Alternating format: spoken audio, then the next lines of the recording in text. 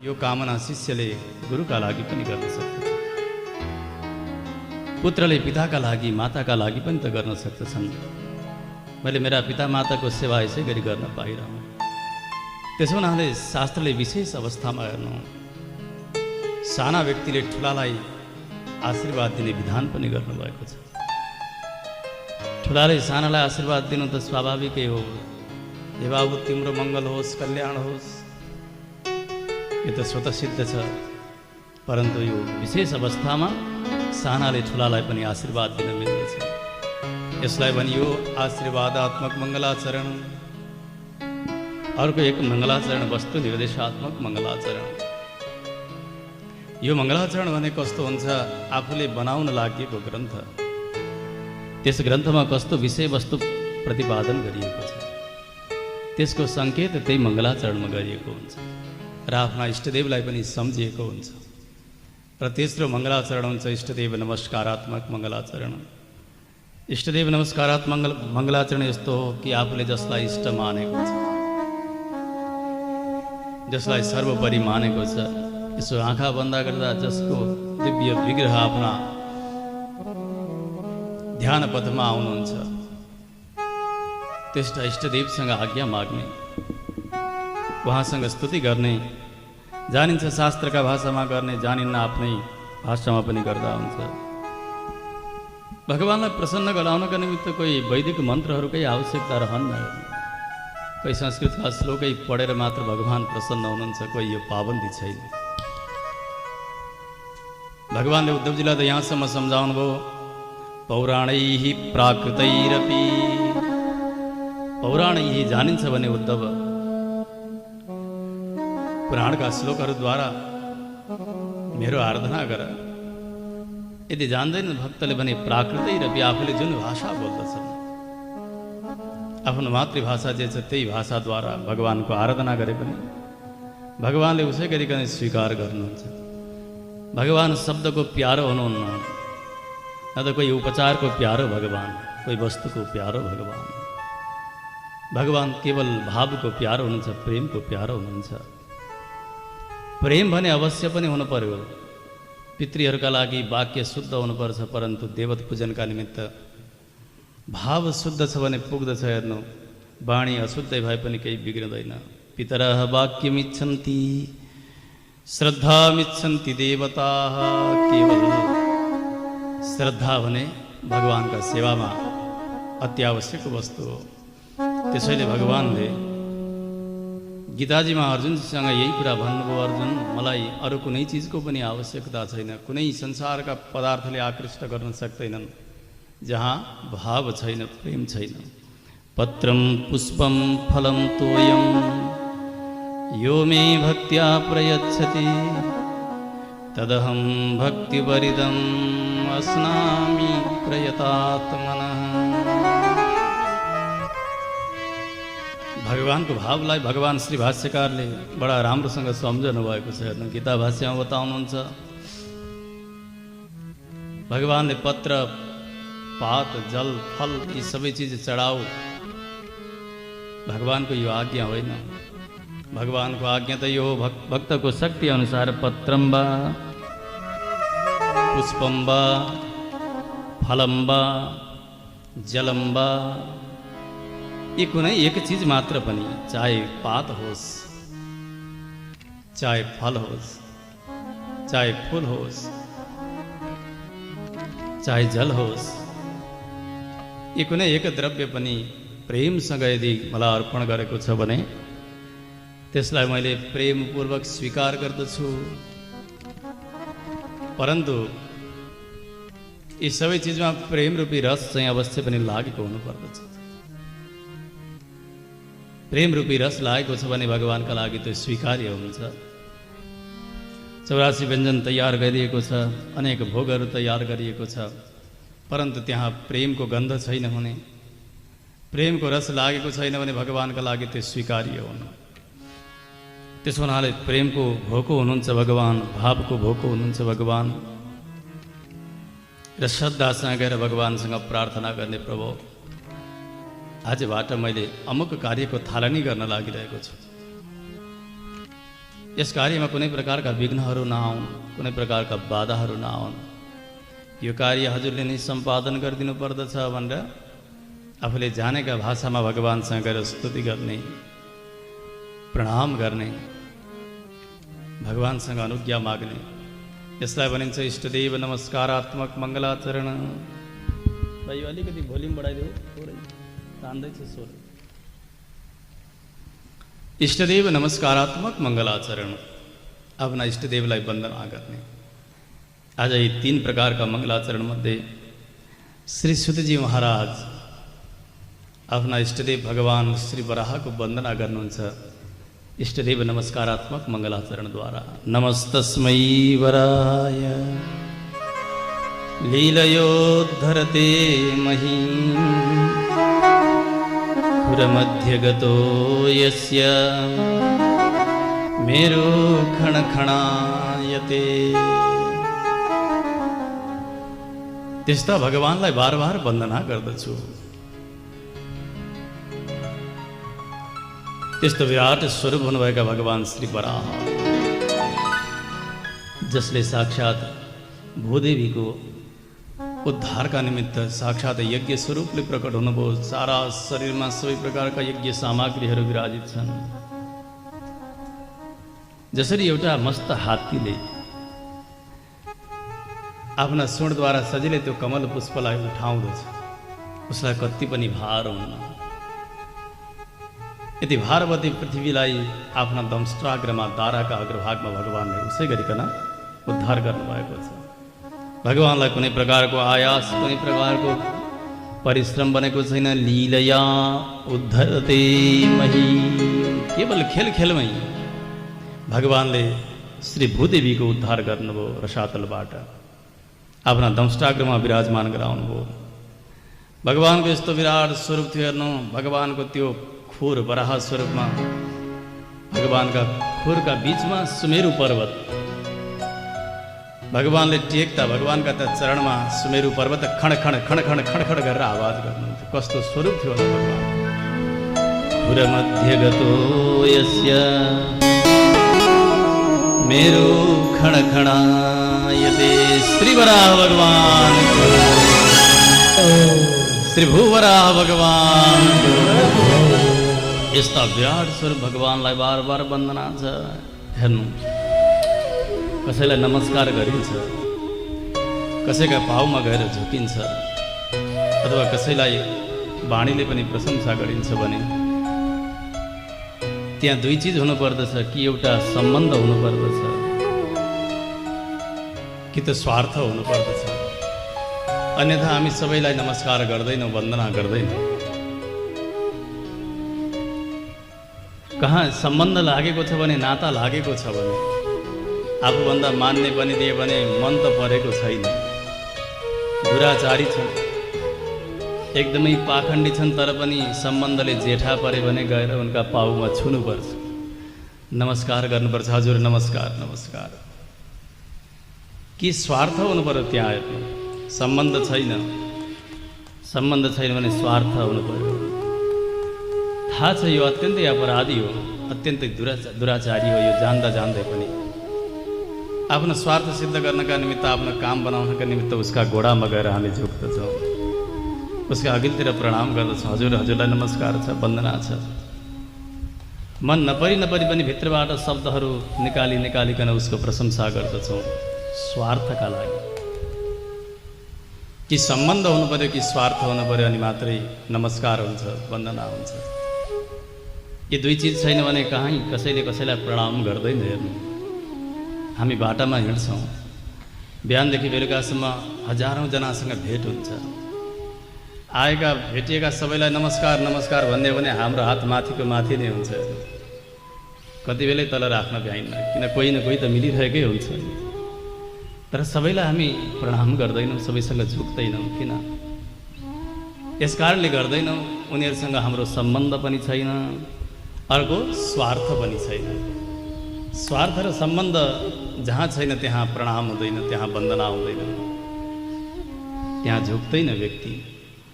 नभए त हामीले जसलाई भन्दै भन्दै हिँड्नु पर्थ्यो, भन्दैनौँ। त्यस कारणले यी 2 चिज छैनन्। त भगवान श्रीहरिलाई किन वन्दना गर्ने, किन झुक्ने उहाँसँग? के भगवान्सँग कोही सम्बन्ध छ कि हाम्रो? अथवा भगवान्सँग कुनै स्वार्थ छ? स्वार्थ र सम्बन्ध बिना कोही कहीँ झुक्दैन, कहीँ वन्दना गर्दैन। यसको प्रयोजन बताउनुहुन्छ। साक्षात् वेद पुरुषले के भन्नुहुन्छ? भगवान् परब्रह्म परमात्मा भगवान् श्रीहरिबाट यो सारा चराचर जगतको सृष्टि भएको। यतो वा इमानि भूतानि जायन्ते येन जातानि जीवन्ति यत् प्रयन्त्य विसंविशन्ति तद्विजिज्ञासस्व तद्ब्रह्मेति। उपनिषदको आज्ञा छ। यतो वा इमानि भूतानि जायन्ते, जुन परब्रह्म परमात्माबाट यो सारा जगतको सृष्टि भयो। येन जातानि जीवन्ति, जति पनि सृष्टिमा आएका पदार्थहरू छन्, जड चेतन छन्, यिनीहरू सबैको सत्ताको रक्षा भगवानले नै गर्नुहुन्छ। महाप्रलयका समयमा सारा प्रपञ्च विध्वंस भएर जुन परब्रह्ममा गएर लिनुहुन्छ, आश्रित हुन्छ। उहाँलाई नै ईश्वर भन्ने, उहाँलाई नै ब्रह्म भन्ने, उहाँ नै परमात्मा हुनुहुन्छ, मलाई जान्न प्रयास गर भनेर वेदले बताउनुहुन्छ। त्यसो हुनाले हेर्नु, सर्वेश्वर भगवान् श्रीहरिबाट यो जगतको सृष्टि हुन्छ, उहाँबाटै जगतको पालन हुन्छ र भगवान्मै गएर यो जगत पर्यवसित हुन्छ। समष्टि सृष्टिका समय भगवान् आफै कर्ता बनेर सबै काम गर्नुहुन्छ। व्यष्टि सृष्टिमा भगवान्ले तत्तत देवताका अन्तर्यामी बनेर काम गर्नुहुन्छ। जस्तो कि कोही एक यजमान छन्, धनी छन्, उनका घरमा धेरै नोकर चाकर छन्, सेवक छन्, खेतीपाती धेरै होस्, खेती लगाइएको होस्, जोत्ने खन्ने काम गरेको होस्, खेतभरि काम गर्ने व्यक्तिहरू छन्, सेवकहरू छन्। कसैले आएर सोधिदियो यो कसको खेती हो, यो कसको धान हो, यो कसको काम हो, सेवकहरूले भनिदिन्छन् अमुक वीर प्रसादको, वीरबहादुरको, फलानाको। परन्तु ती बिचरा, ती धनी त्यो खेतमा एकपटक पुगेका पनि हुन्नन्। न एक गाभो धान रोप्दछन् उनले, न एक फरुवा खन्दछन् उनले, न जोत्दछन्, न केही गर्दछन्। तर त्यो कसको काम हुन्छ? उनै वीरबहादुरको काम हुन्छ। सेवकहरूद्वारा गराइएको जो काम हो उनैको हो। यस्तै प्रकारले सारा देवताहरू, ब्रह्मा, शङ्कर, इन्द्र, वरुण, कुबेर आदि गरेका लोकपाल दिक्पालहरू सबैले काम गर्दछन् भगवान्का कर्मचारी जस्ता बनेर। सबैका अन्तर्यामी, सबैका शास्ता, त्यस्ता परब्रह्मका कैङ्कर्य गर्नुभएको हुनाले देवताहरूले गरेको सारा सेवा पनि, चाहे सृष्टि विस्तार होस्, चाहे संहार होस्, चाहे तत्तत लोकको शासन होस्, यो सबै भगवान्कै कैङ्कर्य, भगवान्कै सेवाभित्र पर्दछ। तिनै मालिकको काम बने जस्तो। त्यसो हुनाले यो जगत बनाउने केवल भगवान् हुनुहुन्छ। यतो वा इमानि भूतानि जायन्ते येन जातानि जीवन्ति। जति पनि जन्मिएका छन्, जति पनि सृष्टिमा आएका छन्, ती सबैलाई भगवान्ले नै रक्षा गर्नुहुन्छ र संहार पनि भगवान्ले नै गर्नुहुन्छ। चाहे जुनसुकै माध्यमबाट भगवान्ले गर्नुभएको होस्, चाहे व्यष्टि सृष्टिमा होस्, चाहे व्यष्टि रक्षण होस्, चाहे व्यष्टि संहार होस् अथवा समष्टि नै होस्, यो सबै कि भगवान्ले आफू अद्वारक सृष्टि अथवा सद्वारक सृष्टि इत्यादिद्वारा कार्य गर्नुहुन्छ। यो सबै भगवान्को। अब विचार गरौँ, जब भगवान्ले विश्वको रचना गर्नुहुन्छ, जगतको रचना गर्नुहुन्छ भगवान्, जगतभित्र दुई चिज छन् हेर्नु, एउटा जड छ, अर्को चेतन। जड ढुङ्गो, मुडो, माटो, जहाँ कुनै प्रकारको चेतना छैन, क्रिया चेष्टा केही पनि गर्न सक्दैन, यसलाई जड भनेर जान्नुपर्छ। ज्ञान शून्य, चैतन्य जहाँ छैन, यो पनि भगवान्ले रचना गर्नुभएको। चेतन, चेतन पनि भगवान्को रचना हो। चेतनभित्र पनि दुई प्रकार छ हेर्नु, एउटा स्थावर, अर्को जङ्गम। स्थावर भनेको जहाँ जन्मियो त्यहीँ हुर्क्यो, त्यहीँ मर्यो, त्यसलाई स्थावर भनिन्छ। यी लहरा, रुख, बिरुवाहरू, ठुला ठुला झार जङ्गल, यी सबै स्थावर कोटिमा आउँछन्। यिनीहरूभित्र पनि चैतन्य छ, यहाँभित्र पनि जीवको प्रवेश छ। त्यसैले त यिनीहरू अङ्कुरित हुन्छन्, बढ्दछन्, फक्रन्छन्, फुल्छन्, फेरि सन्तान उत्पत्ति गर्नका निमित्त बीज तयार गर्दछन्। यिनीहरू स्थावरभित्रका चेतनहरू हुन्। यिनीहरू भगवानबाटै बनेका यिनीहरू पनि। अर्को हुन्छ जङ्गम। जङ्गम भनेका आफ्नो हातले घोडाले काम गर्न सक्ने, घोडाले हिँड्न सक्ने, जो जहाँ जन्मियो त्यहीँ रहनेको नाम हो स्थावर। तिष्ठतीति स्थावर। जो हिँड्न डुल्न सक्दछ उसको नाम हो जङ्गम। गच्छतीति जङ्गम। जो जान सक्दछ उसको नाम जङ्गम। चाहे पंखका सहाराले होस्, चाहे आफ्ना शरीरका सहाराले होस्, घोडाका सहाराले होस्, यहाँबाट वहाँ हिँड्न सक्ने, आहार सङ्ग्रह गर्न सक्ने, सन्तान उत्पत्ति गर्न सक्ने, यी सबैलाई जङ्गम भनेर जान्नु पर्दछ। जङ्गमभित्र पनि सर्वोत्कृष्ट जङ्गम बनेको मानव मनुष्य, जहाँ भगवानले अत्यधिक ज्ञान प्रदान गरेर पठाउनु भएको छ त्यो जीवलाई। उसका कर्ण कलेवर सबै यति जागरुक छन्, हेर्नु, यी इन्द्रियहरू यति कार्यकारी छन्। अरू कुनै योनिमा आएका जीवात्माका लागि कुनै कुनै इन्द्रियमा विकलता छ, सबैमा सबै इन्द्रियहरू छैन। कसैले कानले नै सुन्नुपर्ने, कानले नै हेर्नुपर्ने, कसैको मुखबाट सबै चिज गर्नुपर्ने, यस्ता योनिका जीवहरू पनि छन्, जन्तुहरू पनि छन्। परन्तु भगवानले मनुष्यलाई कति कृपा गरिबक्सेको छ। कोही कृपाको सीमा छैन हेर्नु मनुष्यमाथि। भगवानले यति सुन्दर देह रचना गर्नुभयो। विचित्रा देह सम्पत्ति ईश्वराय निवेदितुं पूर्वमेव कृता ब्रह्मन् हस्तपादादि संयुता। भगवानले रचना गर्नुभएको यो देह सम्पत्तिहरू, मनुष्य देह रूपी सम्पत्ति, यो सम्पत्ति कसका लागि हो? ईश्वराय निवेदितुं, केवल भगवानलाई समर्पण गर्नका निमित्त हो। यस्तो सुन्दर शरीर भगवानले प्रदान गर्नुभयो मनुष्यलाई। यति सुन्दर विवेक प्रदान गर्नुभयो, यति सुन्दर मन प्रदान गर्नुभयो। यो संसार देखाउनका निमित्त चक्षु आदि गरेका इन्द्रियहरू प्रदान गर्नुभयो प्रभुले। मङ्गल शब्द श्रवणका निमित्त यो श्रोत्रेन्द्रिय रचना गर्नुभयो। यी एक एक इन्द्रियहरू प्रदान गरेर भगवानले बडा सुन्दर अनुभव गराइरहनु भएको छ। यो सबै दया प्रभुको मात्र हो, भगवानको नै हो। महाप्रलयका समयमा एक जड जस्तो बनेर, ढुङ्गो जस्तो बनेर, कर्ण कलेवर बिना रहेको यो जीवमाथि भगवानले अत्यन्तै दया परवश भएर यो सुन्दर शरीर प्रदान गर्नुहुन्छ, मनुष्य शरीर। यो शरीर प्रदान गरेर उसलाई भोग्य पदार्थ पनि आफै प्रकृतिमा रचना गरिदिनुहुन्छ। अन्न, बाली, फल, जल सबैको सृजना भगवानले नै गर्नुभएको। भगवानले नै यसको रक्षाका निमित्त तयार गरिदिनु भएको। अब हेर्नु, हामी अलिकति कोही सामान्य सहायता गर्ने व्यक्तिलाई पनि हामी के भन्छौँ? धन्यवाद हजुर, धन्यवाद हजुर भन्छौँ। अलिकति शिरोवेदना भयो, टाउको दुख्यो, डाक्टरका पास पुग्यो, डाक्टरले एउटा ट्याब्लेट दिए, खायो, एकछिनमा जाती हुन्छ, हामी भनिदिन्छौँ थ्याङ्क यू डाक्टर साहब, धन्यवाद हजुरलाई, धन्यवाद। एउटा रिक्सा चालक छ, अलिकति सहायता गर्छ, यहाँबाट उहाँ लिएर जान्छ, उसलाई पनि हामी धन्यवाद दिन्छौँ। सहायता गर्ने कसैलाई पनि हामी धन्यवाद दिन्छौँ। परन्तु हेर्नु, जसले यस्तो सुन्दर काया दियो, यति सुन्दर शरीर दियो, जसको कुनै मोल छैन, यति सुन्दर विवेक प्रदान गर्यो, यति सुन्दर मन प्रदान गर्यो, यति सुन्दर संसार देखाइदिएको छ, त्यहाँ मात्रै होइन, रक्षा गर्नका निमित्त प्रकृतिमा अनेक प्रकारका पदार्थको सृष्टि पनि जुन प्रभुले गरेको छ, उसको अन्तर्यामी भएर उसको एक एक क्रियाको, एक एक चेष्टाको शक्ति प्रवर्धन गरिरहेको छ, जसले आत्मामा रहेर रक्षा गरिरहेको छ। त्यस्ता प्रभुलाई हामीले कहिल्यै जीवनमा धन्यवाद दिएका छौँ? एक रिक्सा चालकलाई धन्यवाद दिइयो, सामान्य सहयोग गर्ने डाक्टरलाई धन्यवाद दिइयो, परन्तु जसले सर्वस्व दियो उसलाई हामीले जीवनमा धन्यवाद दिएका छौँ?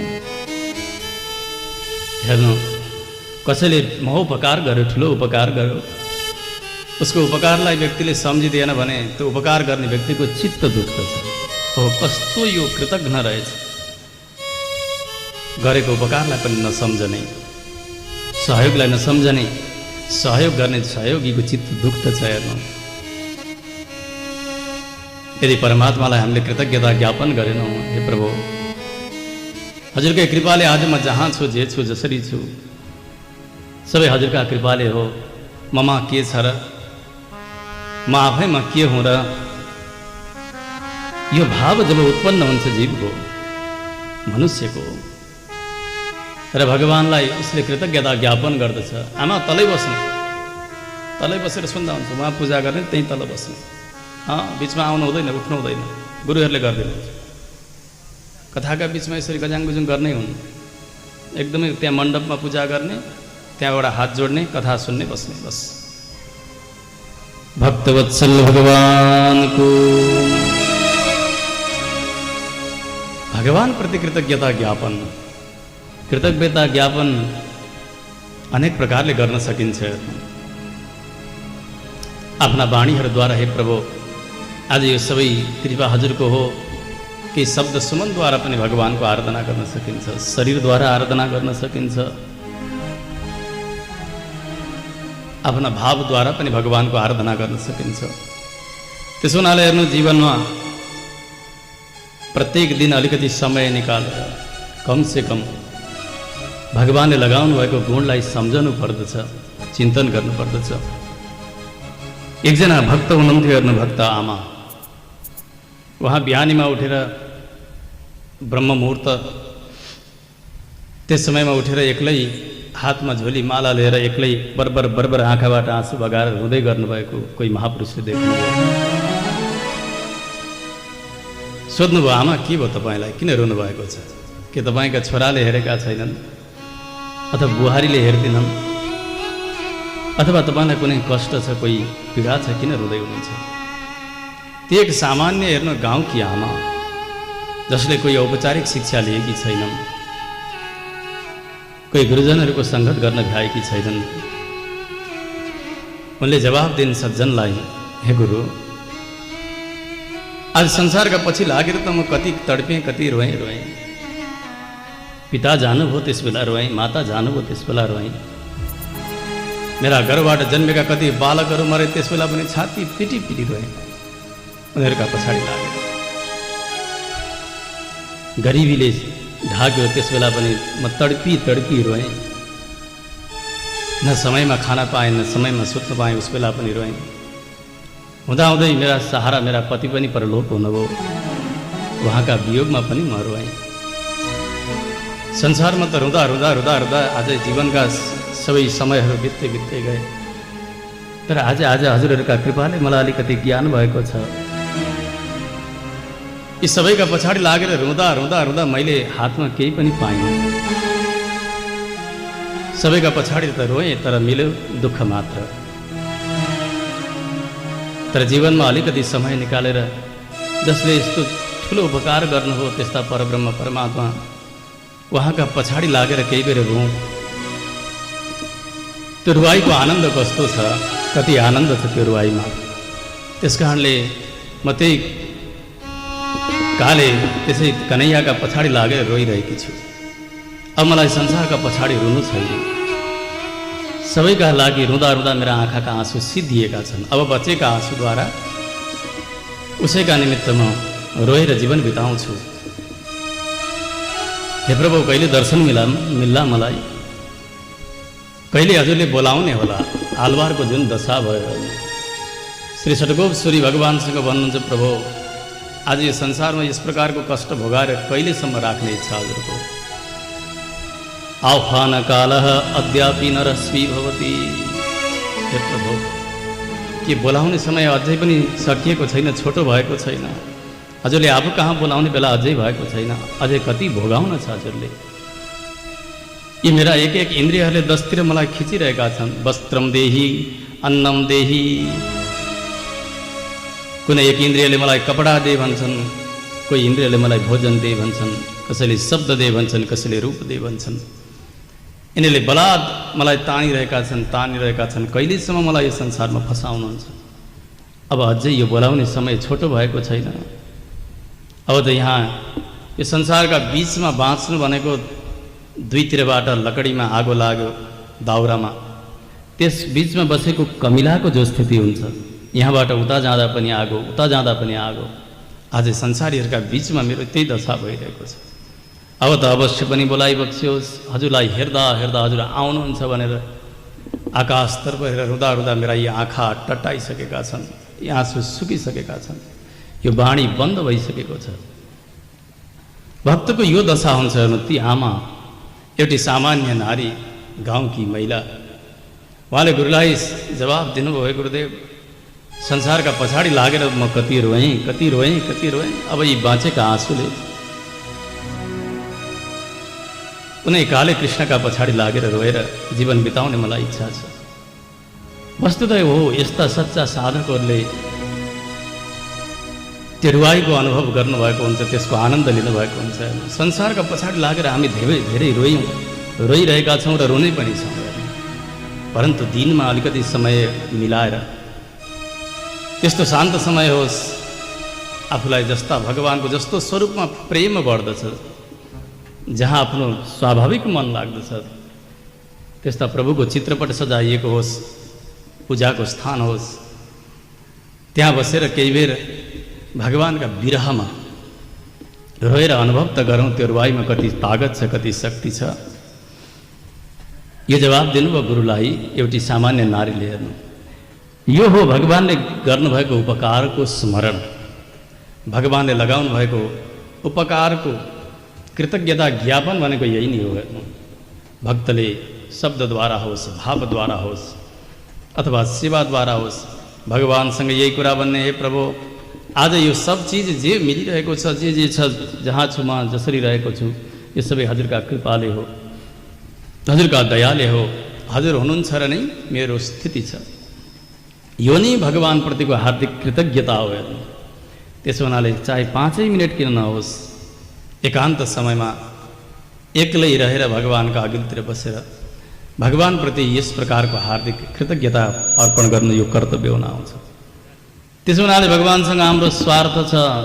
एउटा सामान्य टाउको दुखेको औषधि गराउने डाक्टरलाई हामी धन्यवाद दिन्छौँ, रिक्सा चालकलाई धन्यवाद दिन्छौँ, सामान्य सहयोग गर्नेलाई त हामीले धन्यवाद दिन्छौँ, किन त्यहाँ स्वार्थ जोडियो, उनले त्यति काम गरिदिए, अब फेरि पनि गर्लान् भनेर उनलाई हामीले धन्यवाद दिएका हौँ, कृतज्ञता ज्ञापन गरेका हौँ। परन्तु जसले सर्वस्व दिनुभयो त्यस्ता परब्रह्मलाई हामीले कृतज्ञता ज्ञापन गर्नै पर्दछ। त्यो हो भगवानका अघिल्तिर वन्दना। नमस्तस्मै वराहाय लीलयोद्धरते महिं खुरमध्यगतो यस्य मेरो खणखणायते। भगवानसँग यो स्वार्थ जोडिएको छ, जसले शरीर, इन्द्रिय, सारा विवेक सबै चिज दिनुभएको हुनाले हामीले यदि भगवानलाई वन्दना गरेनौँ भने हामी महापापी ठहर्दछौँ, कृतज्ञ ठहर्दछौँ। त्यस कारणले अवश्य पनि जीवले प्रभुलाई वन्दना गर्नुपर्दछ, त्यसमा पनि मानवले अवश्य पनि भगवानलाई वन्दना गर्नुपर्दछ। यो स्वार्थ भएको हुनाले भगवानलाई वन्दना। अर्को हेर्नु, भगवानसँग हाम्रो सम्बन्ध पनि त छ नि। संसारमा एउटा नाताले भेट्यो भने हामी नजिकका हुन्छौँ, कहीँ बाटामा हिँड्दैछौँ, कहीँ जाँदैछौँ, पार्टीमा बस्यो, त्यहाँ गफ गर्दै जाँदाखेरि आफ्ना पुरानो गाउँको कोही बाल्यकालको सखा आओस् अथवा सम्बन्धमा पर्ने कोही व्यक्ति आओस्, उसप्रति हाम्रो एकाएक आकर्षण बढेर जान्छ। ओहो, मेरो आफन्त पो रहेछ। अघि परिचय हुनुभन्दा पहिले त्यो कुनै भाव थिएन। हेर्नु, त्यस प्रकारको कोही आसक्ति थिएन, प्रेम थिएन। जब परिचय खुल्यो, नाता लाग्यो नि, ओहो मेरो त आफ्नै मान्छे हुनुहुँदो रहेछ यहाँ। अब एकाएक उसप्रति लगाव बढेर जान्छ। कोही व्यक्ति थिए, हेर्नु, विवाहित समर्थ व्यक्ति, उनी घरबाट निस्के तीर्थयात्राका निमित्त बनेर। उनकी धर्मपत्नी गर्भवती थिइन्। समय भयो, बालक जन्म दिनु उनले। ती घर आएका पिता धेरै वर्ष भयो, 20औं वर्षसम्म आज फर्केर आएका छैनन् घरमा। त्यो बालक बढ्दै गयो, खेल्दै गयो। एक दिन खेल्दा खेल्दै साथीहरूले भने, तेरा बा हुनुहुन्न, त त बा बिनाको, बुवा बिनाको। बिचरो बालक रोयो, आयो आमासँग भन्यो, माता मेरो पिताजी हुनुहुन्न, पिताजी कहाँ हुनुहुन्छ? बडा कष्टका साथ आमाले बताइदिनु भयो, बाबु तिमी गर्भमा थियौ उसै समयमा पिताजी निस्केर हिँड्नुभयो, आजसम्म फर्केर आउनुभएको छैन। संसारमा हुनुहुन्छ अथवा जानुभयो त्यो पनि केही ठेगान छैन। बालक 20 वर्षको भएको छ। उसले माताजीसँग सोध्यो पिताजीको सबै हुलिया, पिताजी कत्रो हुनुहुन्थ्यो, कस्तो हुनुहुन्थ्यो, कस्तो स्वभाव थियो, सबै एक एक एउटा डायरीमा लेखेर त्यो बालकले पुरानो एउटा चित्र फोटो पनि साथमा बोकेर पिताजीको खोजीका निमित्त घरबाट हिँड्यो। गयो श्री गङ्गाजीका तटमा हरिद्वारमा एक धर्मशालामा बस्न लाग्यो। बाहिर अगाडिबाट कोही एक जोगी आएर बसेका छन्, साथमा एकै पोको पनि बोकेका छन्। साँझ पर्यो, त्यो युवक पनि त्यहीँ बस्न खोज्यो। जोगीले भनिदिए, हे युवक, त यहाँ नबस, यो त मेरो स्थान हो, मेरो आश्रम हो, त अन्यत्र कहीँ जा। पानी पर्दैछ, असिना पर्दैछ, हावा हुन्डरी चलिरहेको छ, म कहाँ जाउँ? महात्मन, म पनि यहाँ हजुरकै नजिकै यसो आजको रात काट्दो छु। महात्माले अत्यन्तै गाली गरिदिए। वर्षा त्यो बाहिर निकाल्दे, बाहिर बस्यो त्यो पिँढीमा। महात्मा छन् भित्र। दैवको इच्छा कसले जान्न सक्दछ र? एउटा सिंह आयो हेर्नु, त्यो एकान्त स्थल, त्यो पुरुष त्यो बाहिर युवक सुतिरहेको छ। सुतेकै समयमा त्यो सिंहले आक्रमण गर्यो, त्यो युवक मृत्यु भयो। बिहान महात्मा उठ्नुभयो, ढोका खोल्नुभयो, यसो हेर्दा एउटा युवा मरिरहेको छ, जसलाई आफूले बाहिर निकालेको। दुःख लाग्यो उहाँलाई सामान्यतया। तैपनि विचार गर्नुभयो महात्माहरूलाई कि संसार के सम्बन्ध केही ध्यान छैन। स्नान गर्नका निमित्त गङ्गाजीमा जानुभयो, आउनुभयो। तब तक धेरैजना जम्मा भइसकेका छन्। अब अनुसन्धान सुरु भएको छ, प्रहरीहरू पनि छन्। यो युवा कहाँबाट आयो, कसरी मर्यो, के भयो, उसको खोज तलास सुरु भयो। उसका शरीरमा खोज्न लाग्यो, त्यही डायरी भेटियो जहाँ पिताजीको हुलिया लेखिएको थियो। उसले आफ्नो नाम पनि अङ्कन गरेको थियो, म फलाना गाउँबाट आएको, म पिताजीको खोजीका निमित्त निस्केर हिँडेको। मेरा पिता 20 वर्ष अगाडिबाट हराउनु भएको छ। पिताजी यस्तो हुनुहुन्थ्यो, यस्तो स्वभावको हुनुहुन्थ्यो, म पिताजीलाई खोज्न हिँडेको भनेर उनले जे लेखेका थिए त्यो डायरीमा। र त्यो पुरानो फोटो त्यो पनि प्रहरीले भेट्यो। हेर्नु, प्रहरीले सार्वजनिक गर्यो। सुन्दै थिए ती जोगी, ती महात्मा जसले त्यो बालकलाई, त्यो युवालाई बाहिर निकाले। ती जोगीहरू कोही नभएर तिनै युवाका पिता थिए, जसको खोजी गर्न यो युवा निक्लेर हिँडेको। आज उनै थिए। उनले आफ्नो नाम सुने। जब सम्बन्ध ज्ञान भयो, मूर्छा परेर आएर त्यो मरेको बालक त्यो युवाका मास्तिरपट्टिबाट अँगालो हालेर त्यहाँ मूर्छा परेर लडे। उनी, हो मेरो पुत्र, मेरो पुत्र, मैले यस्तो अपराध गरेँ, यति अपराध गरेँ, आज मैले रातमा यहाँ बाहिर ननिकालिदिन्थेँ, आज तिम्रो मृत्यु हुने थिएन, मैले ठुलो अपराध गरेँ। ती जोगी, ती महात्मा छाती पिटी रुन लागे। त्यो युवाका अघिल्तिर बिचरा त्यो त मर्यो। हेर्नु, यो किन बताउन खोजेको भने सम्बन्ध ज्ञान कति प्रगाढ हुन्छ। नाता सम्बन्ध, आज हेर्नु, तिनै पिता थिए, तिनै त्यही पुत्र थियो। जबसम्म सम्बन्ध ज्ञान भएन, असहाय भएर आएर आश्रय माग्दा पनि उनले कुटीबाट बाहिर निकालिदिए, उसको मृत्यु भयो। आज जतिखेर सम्बन्ध ज्ञान भयो, मेरो पुत्र भनेर मूर्छा पर्यो उनीहरू। सम्बन्ध जब ज्ञान हुन्छ, सम्बन्ध ज्ञान बनिसकेपछि व्यक्तिको लगाव बढ्दछ एकसँग अर्काको। यो पिता र पुत्रको एक सम्बन्धमा त यति प्रगाढ प्रेम बढेर गयो भने हेर्नु, भगवानसँग त जीवात्माको 9 प्रकारको नाता लागेको छ। न केवल एक प्रकारको नाता, हेर्नु, पति र पत्नी बीच एक सम्बन्ध छ। त्यस सम्बन्धले त कति एक आत्मा जस्ता बनेका हुन्छन्, एक मन जस्तो बनेका हुन्छन्। दाजु र भाइका बीचमा एउटा नाता छ। पिता पुत्रका बीचमा एउटा नाता छ, माता पुत्रका बीचमा एउटा नाता छ। कोही एक नाताले भेटेको व्यक्तिसँग त यदि प्रगाढ सम्बन्ध बनेर जान्छ, यी दुई प्रेममा बाँधिन्छन्। भगवानसँग त 9 प्रकारको नाता छ। हेर्नु,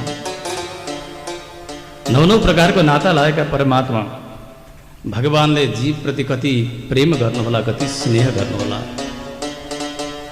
आउँ एउटा भक्ति सङ्गीत श्रवण गरौँ। भगवानसँगको यो नाता कस्तो नाता हो, कति प्रगाढ नाता छ। यो नाता कहिले पनि नटुटोस् भन्नका निमित्त भगवानसँग प्रार्थना गरौँ। भक्तवत्सल भगवान